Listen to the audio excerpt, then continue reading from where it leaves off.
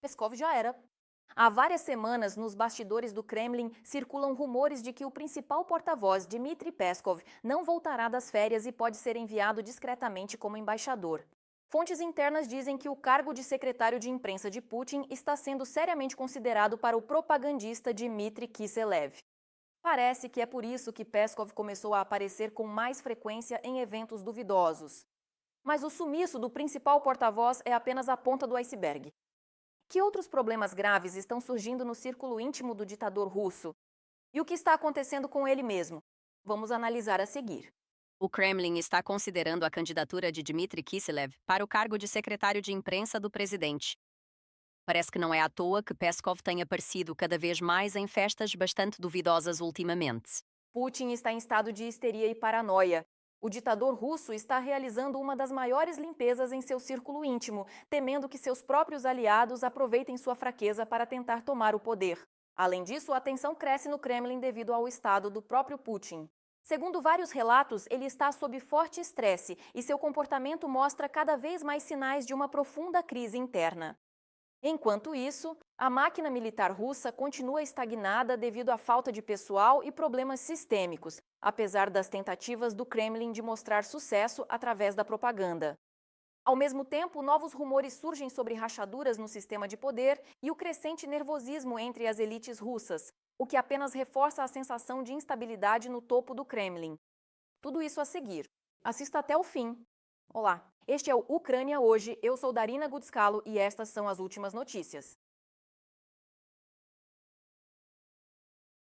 O ditador do Kremlin mergulhou definitivamente na paranoia e num medo visceral. Como apontam historiadores e analistas, a Rússia moderna assemelha-se cada vez mais a um vasto sistema repressivo, onde Putin demonstra um comportamento ainda mais cruel que o de Stalin no fim de seu governo. Ciente dos fracassos na guerra contra a Ucrânia, ele inicia uma onda de duras repressões internas contra suas próprias elites. Prisões de generais, expurgos entre oligarcas e perseguição de ex-aliados parecem sinais de uma profunda crise no sistema. Nesse contexto, fala-se cada vez mais de possíveis abalos no topo da hierarquia russa, desde uma rebelião interna até um golpe palaciano, que já não parece algo impossível. A Rússia é um império, e impérios não se desintegram pelas bordas, mas pelo centro. Deve ocorrer uma grande crise política e uma luta justamente no topo. Talvez surja um certo grupo de conspiradores ou descontentes que tentem remover Putin do poder ou isolá-lo, diz o historiador Yaroslav Hrytsak. Isso é o que acontecia nos últimos anos de vida de Stalin. Ele era muito desconfiado. Em seu círculo, todos temiam que ele pudesse reprimi-los também. E agora algo semelhante está acontecendo. Se o Putin faz isso conscientemente ou não. Se ele está apenas irritado ou se realmente tem paranoia. Mas vemos que cada vez mais pessoas, que eram seus apoiadores e leais, tornam-se alvos de perseguição do FSB. E esse estresse colossal da espera por traição já está destruindo o ditador envelhecido fisicamente. Especialistas médicos, analisando os últimos discursos de Putin, notaram mudanças visíveis em sua aparência e fala. Como explicam os especialistas, devido à constante tensão nervosa, Putin range muito os dentes à noite. Isso fez com que os músculos da mastigação aumentassem de forma não natural, o que pode ter mudado o formato do seu rosto. E todos esses sons sibilantes e chiados, a fala arrastada em geral, além da boca seca. Um fator muito subestimado. Muitas vezes é um efeito colateral de antidepressivos e soníferos, que os assassinos tomam para os nervos. E aí você tem esse uá para todo o salão. A mandíbula pequena e subdesenvolvida, os dentes miúdos não interessavam a ninguém, mas é exatamente isso que fundamenta a fala. Com ele é tudo assim: geopolítica, o segundo exército do mundo, mandíbula flácida, um triplo uá. Como resultado, a aclamada fachada de Putin, na qual os melhores cirurgiões plásticos da Rússia trabalharam por anos, simplesmente desmoronou. O ditador começou a mastigar as palavras abertamente ao falar, engolindo termos e perdendo sons. E parece que, vendo o líder se apagar fisicamente, os generais tentam manter sua estabilidade moral o máximo possível através de mentiras. Os militares continuam a alimentá-lo com vitórias fictícias. O astuto chefe do Estado-Maior da Federação Russa, Valery Gerasimov, relata sucessos míticos a Putin 2 vezes ao dia e, de fato, o manipula, fazendo-o acreditar que o tempo estaria a favor da Rússia. Embora, na realidade, os ocupantes enfrentem inúmeros problemas na guerra contra a Ucrânia e não tenham tido sucessos reais nos últimos meses. Isso e muito mais foi relatado pelos jornalistas do Financial Times. Serviços de inteligência ocidentais informaram à publicação que a produção estagnou em quase todas as áreas, exceto em drones e armas de longo alcance, onde o Kremlin agora foca o máximo de recursos. Isso já é perceptível no front.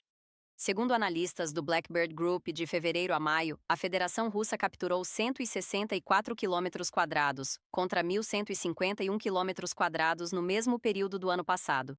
Drones ucranianos atacam a logística, aeródromos, comboios e refinarias, corroendo gradualmente a vantagem russa em tropas e artilharia. Ao mesmo tempo, Putin, como dizem ex-funcionários do Kremlin, ainda está convencido de que a vitória é apenas uma questão de tempo.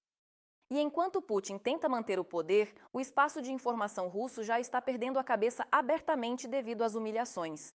Enfurecidos com a perda da frota e o bloqueio severo da Crimeia, os blogueiros Z perderam o controle e exigem que o comandante da Marinha Russa, Alexander Moiseev, responda por suas palavras ou se suicide.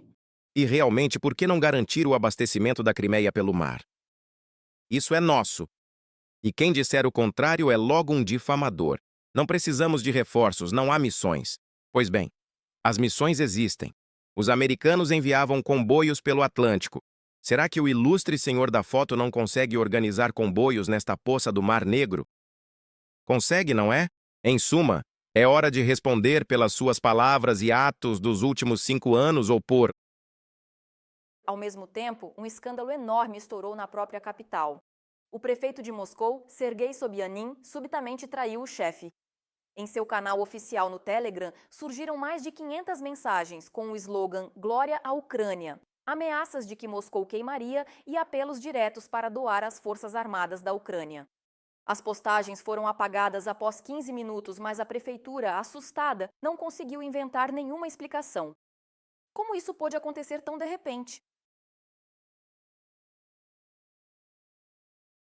Mas esses estão longe de ser todos os problemas da Federação Russa. Um golpe colossal no posto de gasolina do Kremlin. Ataques de longo alcance da Ucrânia desativaram mais de 20% da capacidade de refino de petróleo russa, provocando a maior crise de combustível desde o início da invasão. Agora, nos postos da Rússia, ou não há gasolina, ou ela é racionada com limites rígidos de até 20 litros por pessoa. Confira todos os detalhes do colapso dos combustíveis agora mesmo. Putin finalmente colheu o que plantou na guerra.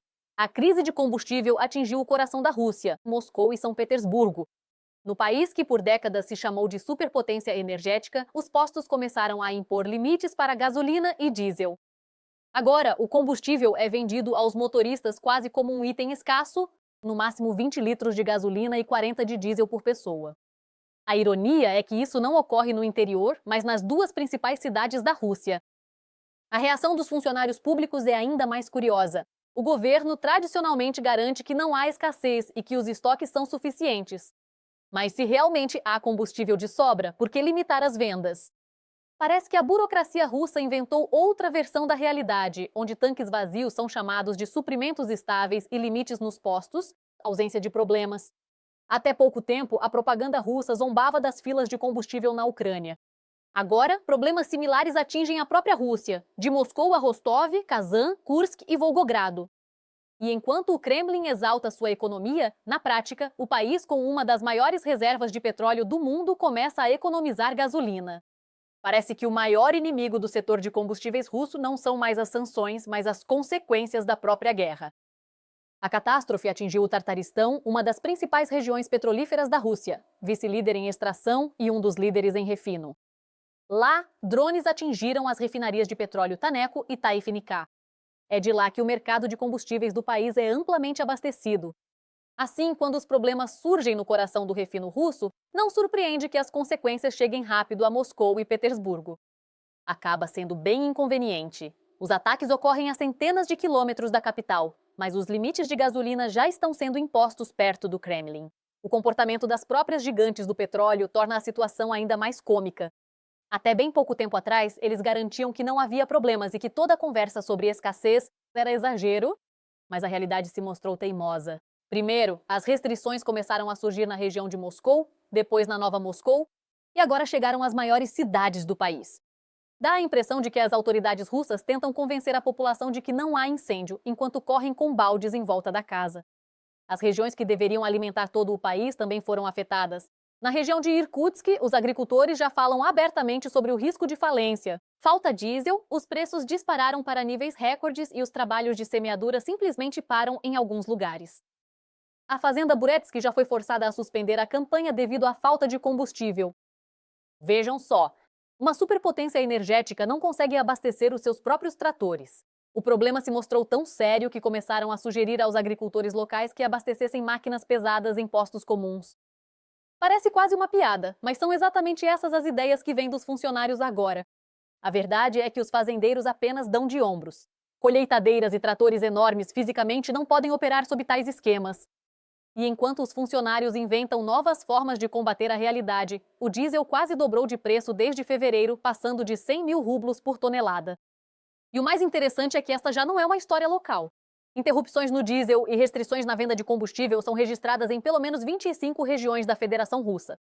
Krai de Krasnoyarsk, região de Rostov, Krai de Krasnodar. A lista cresce constantemente. Os agricultores reclamam que não conseguem comprar combustível nem a preços exorbitantes e os prazos de entrega viraram uma verdadeira loteria. E enquanto o Kremlin gasta recursos enormes na guerra, o seu próprio setor agrícola começa a sufocar com a falta de recursos. No entanto, se na Rússia o combustível apenas começou a ser racionado, na Crimeia ocupada a situação parece muito mais sombria. Lá, a gasolina está se tornando um recurso estratégico. Os moradores locais passam horas em filas nos postos, mas nem isso garante o sucesso. Pois assim que um caminhão-tanque chega ao posto, os militares russos costumam ser os primeiros a pegar o combustível. O exército de ocupação, que supostamente controla a península, agora retira os recursos antes da população civil. Nesse cenário, começa a florescer na Crimeia o que costuma acompanhar qualquer escassez: o mercado negro. O combustível é revendido por intermediários ou até direto dos caminhões, mas por um preço 2 ou 3 vezes maior que o oficial. Dá a impressão de que a península está voltando aos terríveis anos 90, onde o produto desejado só é achado por conhecidos e por outro valor. O mais revelador é que as autoridades de ocupação já são forçadas a introduzir métodos rígidos de controle. Em Sebastopol surgiu um sistema de códigos QR e para cada carro foi estabelecido um limite de apenas 20 litros de combustível por dia. Funcionários e inspetores vigiam os postos para garantir que os motoristas não comprem gasolina repetidamente. A ironia é que tudo isso ocorre em um território que o Kremlin exibiu por anos como vitrine de sua integração bem-sucedida. A causa desses problemas está cada vez mais óbvia. Após uma série de ataques à logística militar e infraestrutura de combustível, os ocupantes já não podem contar com grandes estoques como antes. Cada ataque à logística, cada rota danificada e cada falha no fornecimento reflete-se instantaneamente em filas nos postos de gasolina. Parece que a crise de combustível, que começou como um problema local, está gradualmente se tornando mais uma dor de cabeça para o Kremlin. O mais desagradável para a Rússia é que isso já não parece ser apenas uma falha temporária. Se o país que se dizia uma superpotência energética é forçado a racionar gasolina, surge a pergunta lógica: o que virá a seguir? Parece que os ataques ucranianos atingem cada vez mais não só fábricas isoladas, mas o próprio mito dos recursos inesgotáveis da Rússia. E esse mito começa a derreter mais rápido do que a gasolina nos postos russos. Putin perdeu o controle.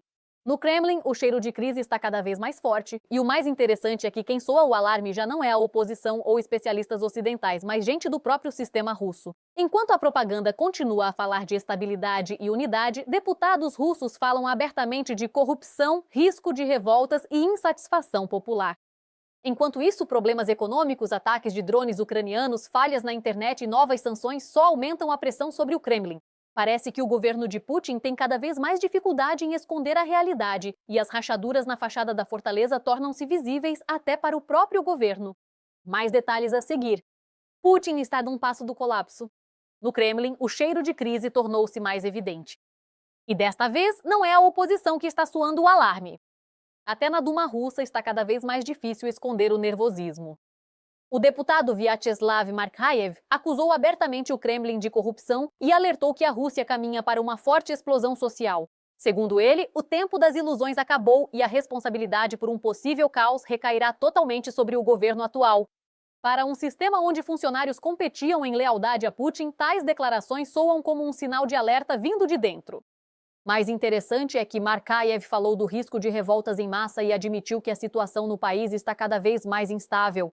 Outro deputado, o comunista Rinat Suleimanov, que já havia pedido o fim imediato da guerra, juntou-se às críticas. Parece que até em círculos leais ao Kremlin surge a pergunta incômoda: por quanto tempo mais a Rússia aguentará esta guerra? As razões para o descontentamento acumulam-se uma após a outra. Cortes de internet, falta de sucessos no fronte, problemas econômicos e ataques de drones ucranianos na retaguarda afetam o moral da população. Enquanto a propaganda oficial insiste em falar sobre estabilidade e tranquilidade, alguns membros do sistema já começam a dizer abertamente, inclusive em entrevistas recentes, que uma perigosa e crescente pressão social está se formando sob a fachada aparentemente sólida do Kremlin. E Kiev, enquanto isso, coloca mais lenha na fogueira. A publicação de Volodymyr Zelensky com dados de inteligência sobre a situação interna na Rússia pegou Putin de surpresa. O presidente afirmou que a inteligência ucraniana obteve documentos sobre a real situação política interna da Rússia. Os mesmos relatórios que chegam diretamente à mesa de Putin. E mesmo com a tradição dos funcionários russos de maquiar a realidade, o cenário que se desenha é bem sombrio. Entendemos que Putin raramente recebe informações totalmente verdadeiras e sem filtros. Mas mesmo o que ele vê nos documentos que chegam até ele, ainda assim permite tirar conclusões. Segundo a inteligência, o nível de insatisfação dos russos com Putin continua crescendo e não mostra sinais de estabilização, mesmo às vésperas das eleições de setembro. Além disso, o apoio ao partido do governo está caindo gradualmente, o que cria um dilema incômodo para o Kremlin: ou explicar aos eleitores por que tudo está piorando, ou demonstrar mais uma vez os milagres da matemática eleitoral. Igualmente preocupante para Moscou é o aumento do sentimento de protesto nas regiões. Enquanto a propaganda russa fala em unidade nacional, o próprio governo parece calcular onde e quando a insatisfação acumulada pode explodir. Especialmente considerando que o verão ainda está por vir, com seus problemas econômicos, ataques à logística, dificuldades com combustível e ataques de drones ucranianos. Acreditamos que esses relatórios ainda não levam em conta os eventos potenciais de junho, julho e agosto, que certamente afetarão ainda mais a situação na Rússia. E é aqui que começa a parte mais interessante. A Ucrânia já não esconde que pretende continuar aumentando a pressão sobre a Rússia, militar, econômica e diplomática. Isso significa que para o Kremlin, os meses mais difíceis podem estar por vir. Afinal, quando a economia enfraquece, problemas sociais se acumulam, a popularidade cai e drones atacam simultaneamente até a propaganda mais forte começa a falhar. A pressão totalmente justa sobre a Rússia por esta guerra continuará e aumentará. E não apenas a nossa pressão. Portanto, em setembro, Putin chegará com indicadores ainda piores. Este é um tipo de lembrete público. Enquanto a propaganda russa tenta convencer o mundo da estabilidade do regime, a Ucrânia mostra cada vez mais uma imagem diferente do Kremlin, que perde o controle dos eventos e é forçado a apagar crises constantemente. Os últimos meses para Moscou se transformaram em uma verdadeira maré de azar. Problemas de combustível em um país que se orgulhou por décadas de ser uma superpotência energética, ataques à logística, a alvos estratégicos e falhas constantes na guerra de informação. O cenário que se forma é bastante sarcástico. O Kremlin ainda fala de sua força, mas gasta cada vez mais tempo não em ofensivas, mas em lidar com as consequências de seus próprios problemas. A principal aposta da Ucrânia agora não é apenas destruir alvos individuais, mas manter um ritmo de ataques e desafios ao qual a Rússia simplesmente não consegue se adaptar. Quanto mais dura o esgotamento econômico, orçamentário e social, mais fraca se torna a capacidade do Kremlin de reagir a novos ataques. E quando o sistema começa a ficar atrás dos acontecimentos, cada novo problema gera automaticamente vários outros. É por isso que, às vésperas da cúpula do G7, da reunião da OTAN e do novo pacote de sanções, Kiev promove ativamente uma mensagem simples aos parceiros ocidentais. A Rússia já não parece ser o lado que controla a situação.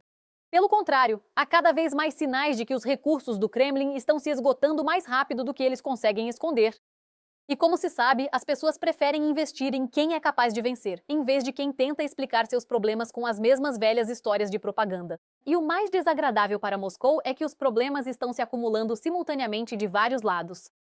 O novo pacote de sanções da UE, o aumento da pressão sobre a frota petrolífera paralela, riscos para as receitas de energia e a campanha ucraniana cada vez mais ativa de ataques de longo alcance. Se até pouco tempo o Kremlin vendia ao mundo a imagem de uma fortaleza invulnerável, hoje essa imagem lembra cada vez mais a fachada de um prédio onde as rachaduras já são visíveis até de longe. E parece que a principal tarefa da Ucrânia agora não é deixar essas rachaduras fecharem, mas transformá-las em um verdadeiro colapso. E como sempre, silêncio total e 30 segundos de vergonha. Putin ainda se cala sobre o ataque massivo da Ucrânia à refinaria de petróleo de Moscou. Enquanto as redes sociais explodiam com vídeos de Kapotinha em chamas, a mídia oficial pró-Kremlin dedicou apenas 30 segundos de antena a essa catástrofe histórica. E no Kremlin, tradicionalmente mentiram sobre a alta eficácia da defesa aérea. Veja mais detalhes sobre isso a seguir.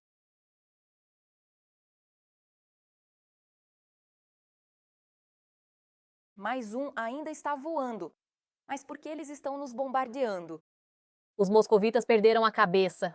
A capital da Federação Russa viveu o seu maior pesadelo de toda a guerra. O que as autoridades russas tentam apresentar como mais um trabalho bem-sucedido da defesa aérea assemelha-se cada vez mais a uma crônica da vulnerabilidade sistêmica da própria capital russa. Segundo declarações oficiais, quase 200 drones voaram em direção a Moscou e sua região.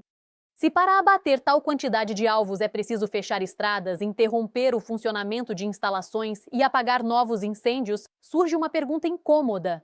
Está tudo mesmo sob controle? A maior parte do fogo da vingança atingiu a refinaria de petróleo de Moscou em Kapotnia. A empresa está sob ataque pela segunda vez em uma semana. E isso aconteceu justamente quando a fábrica estava prestes a retomar as operações após o ataque anterior. Enquanto as autoridades russas relatam centenas de drones supostamente destruídos, uma das principais instalações da infraestrutura de combustível queima novamente e vira notícia.